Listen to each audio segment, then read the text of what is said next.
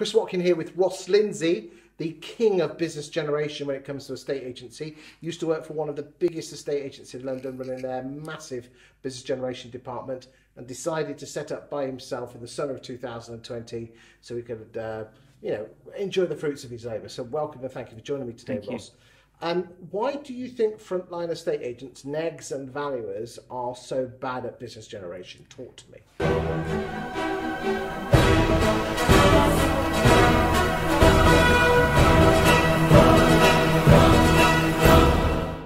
Because they're doing what they do during the day. They're reacting to the work that they've already got. So a lot of it is about, right, I need to do this here and now. And they're not thinking about what's still in the pipeline coming up in the months to come. Estate agents at the moment are really busy.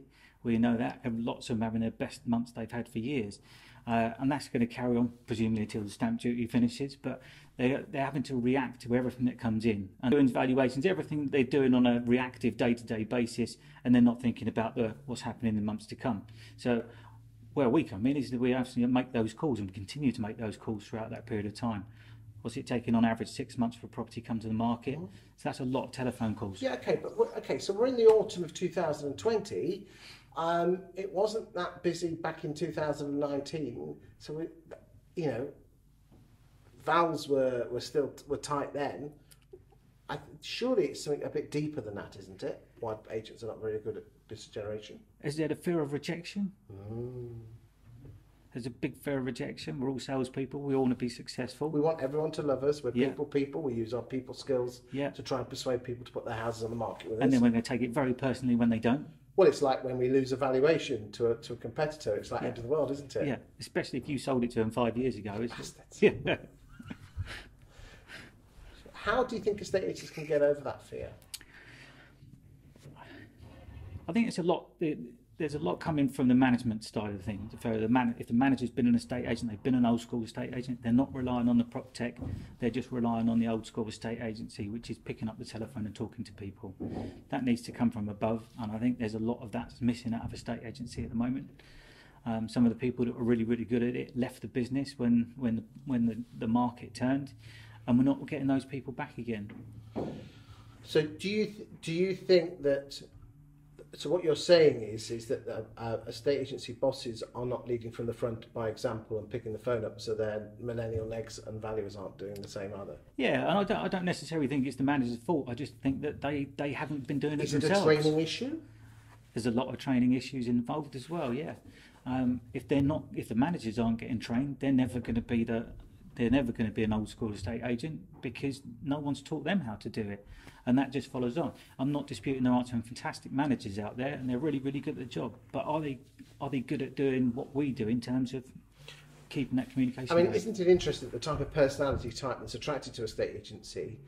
As I said, they want everyone to love them, like to be at the centre of attention, very talkative. Their biggest fear is rejection. So some coaches say that valuers should be taught to what am I trying to say?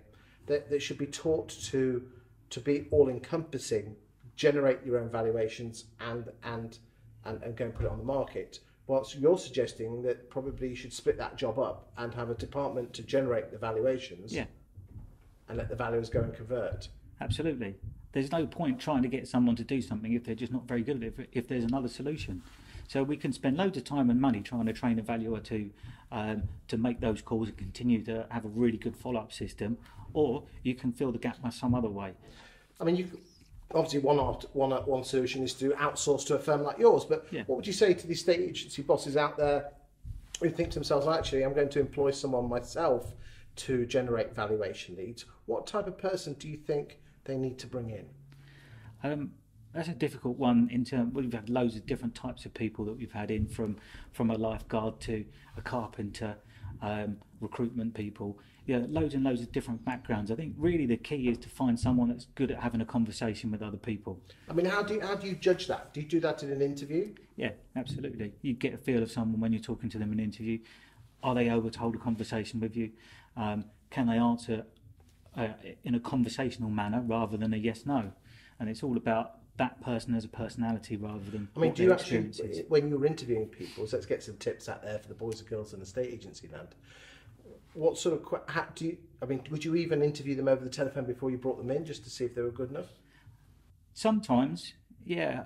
If we're not really sure about that person, we'd have a call with them to start with, and then if we need to, bring them in for the interview.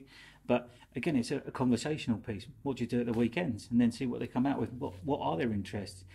What are they passionate about? It might be editing their own films. We had one guy in that we spent a long time looking on YouTube at his videos that he'd made of him travelling around the world. And they were just a couple of minutes long, but he was really passionate about it. And that's what we're looking for, that sort of story that people can come out with and talk to you about. Because it's a hard job, isn't it? Extremely hard. I couldn't do it. But you're the boss, though. Yeah. You must have started off knowing how to do it, though. I did start. I've done it. I couldn't do it again. There you go, boys and girls. You've heard it here first.